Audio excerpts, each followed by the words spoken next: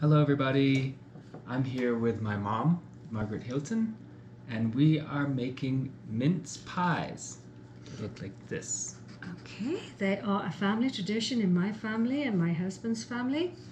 At Christmas time we would make these vegan pies. It's fruit and raisins. You mean vegetarian? Vegetarian because there is butter in the pastry, that's true. But they're easy to eat for children, adults, a nice Christmassy, savoury dessert. So now Richard has filled up almost all of the pies with the mincemeat from the jar, and I'm going to put the lids on, which involves making them sticky with egg, just an egg beaten up in a cup, and then you just stick it on the top and just sort of seal the edges a bit. Like that. And this is what's in the center of it, the mincemeat. It's a bit difficult to get hold of in America, but not impossible. And then did you say that in that cup is... Just eggs. One egg beaten, and it'll brown because I'm dipping the whole of this top to these mince pies in the egg, and it will brown to a nice golden colour in the oven. And it will also stick the two pieces of pastry together, so a double reason. I'm hoping that the amount of mincemeat that Richard has put in is not going to bubble out of the pies. You have to be that's one of the things you learn with experience, how much mincemeat to put in. If you put in too much, it bubbles out and sticky and gets burned and things. Not good. So this is the pies. We are going to cook them in an oven at 420 degrees Fahrenheit. It's in the mountains where I'm doing this at 10,000 feet, and I'm hoping that the temperature in the oven is going to be... Is it still recording, Richard? Yes. I'm hoping that the temperature in the oven will be okay. Pastry needs to be cooked at a very high temperature. The mincemeat is already sanitary. It's already in the jar. It's already been it's been in the jar for several months, and of course it isn't rotten, so it's fine. That's not very good, is it? That's what. Yeah, none of the ingredients are rotten. None of the ingredients are rotten. They're all very good ingredients. I think some of this mincemeat is going to come out. In fact, I know it is.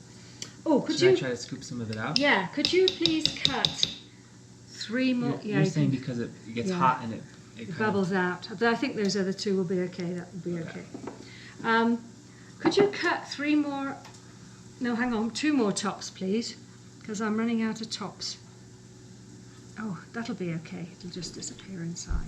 You say 2 more? 2 more. As close as you get. Don't waste any pastry. So you put it right there at the edge, and just cut it. Just press on it, and there we go. See how easy it is? And I can just 2. There we go. Then we have to take a pair of scissors and cut some holes in the top of the pies so that the heat, so that the gases when it's cooking can escape and not break the pastry.